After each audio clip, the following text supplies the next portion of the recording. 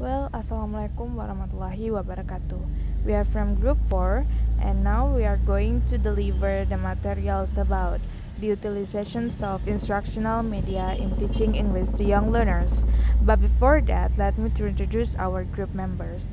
The first is Nurfitra Awalia as the first speakers, Andi Kurniawan as the second speakers, Winda Mayanti as the third speakers, Nurul Sakin Anwar as the fourth speakers, and Rizky Aulia Makfira as the last speakers.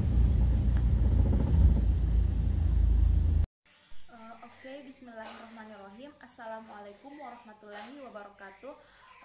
Now our material is the utilization of instructional media in teaching English to young learners.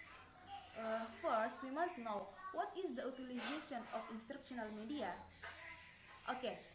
The utilization of instructional media is vital importance for the teaching and the young learners, as it drives home the lesson point of the subject being taught and reduce stress for both teacher and student.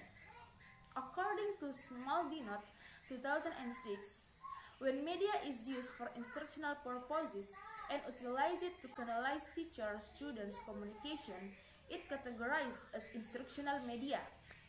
And according to Mutahar 2009,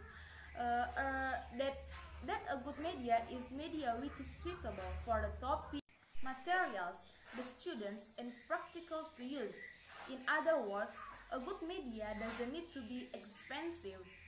It just needs to be reusable, and so it can help the teacher to create an effective instructional in the classroom.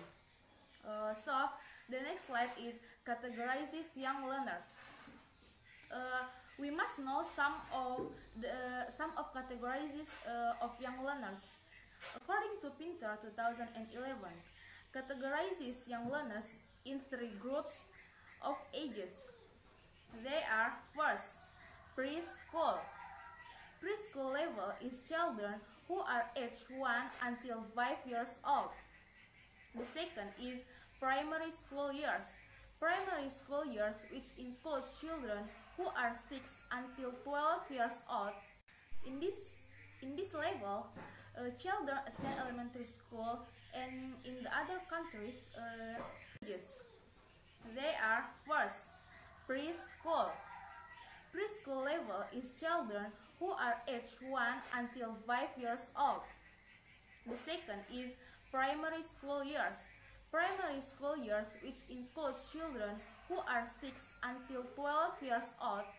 In this level, children attend elementary school, and in the other countries, they leave elementary school at 11 or 12 years old.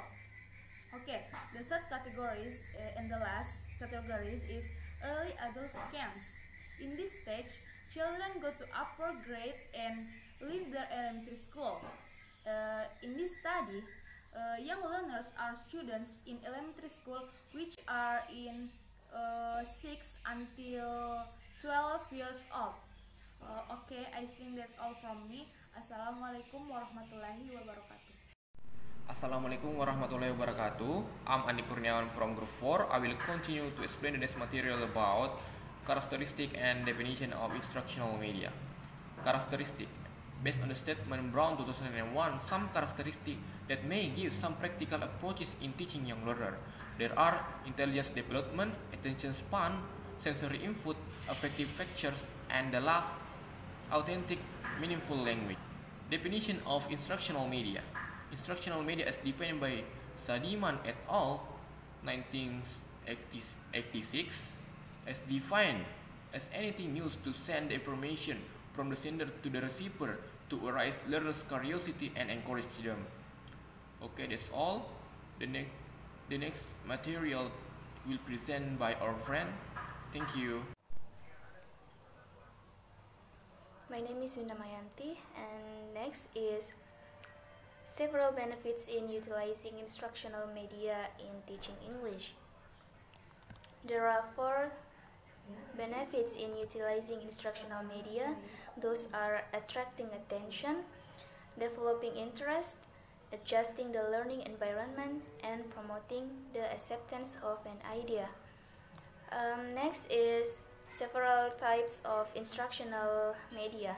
There are 7 types of instructional media. Those are realia. Realia means using real objects inside or outside classroom to teach English. Second one is pictures. Pictures and images are one of graphic materials example. Graphic materials refer to non-photographic or two-dimensional materials designed to convey symbolic visual and verbal information. The third one is course book.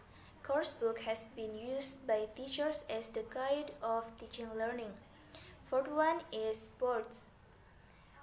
It refers to blackboard, whiteboard, or any board used in a classroom. The fifth is OHP or overhead projectors. It is useful for teachers in showing many things on overhead transparencies. And the advantage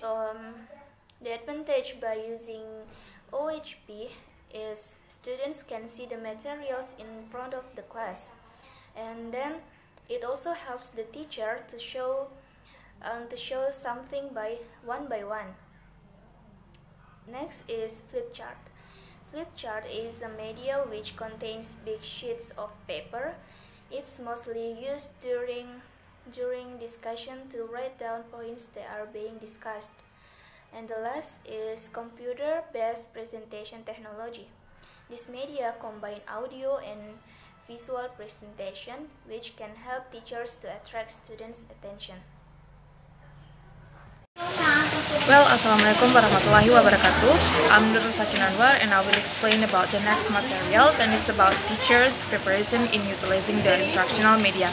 It was found that their teachers did 2 kinds of preparation, the instructional media in the classroom. Those factors were mastering the materials and designing and selecting the instructional media. In designing or selecting the materials, the teacher concerns about 3 factors of the instructional media selections. Those factors were the practicality of the media's preparation and utilization, and the second one is the students' appropriateness toward the selected media, and the last one is the instructional media appropriateness towards the materials and the activities. And those 3 factors become the reasons of the teachers' decision in utilizing the instructional media. I think that's all. Okay, Bismillahirrahmanirrahim. Assalamualaikum warahmatullahi wabarakatuh.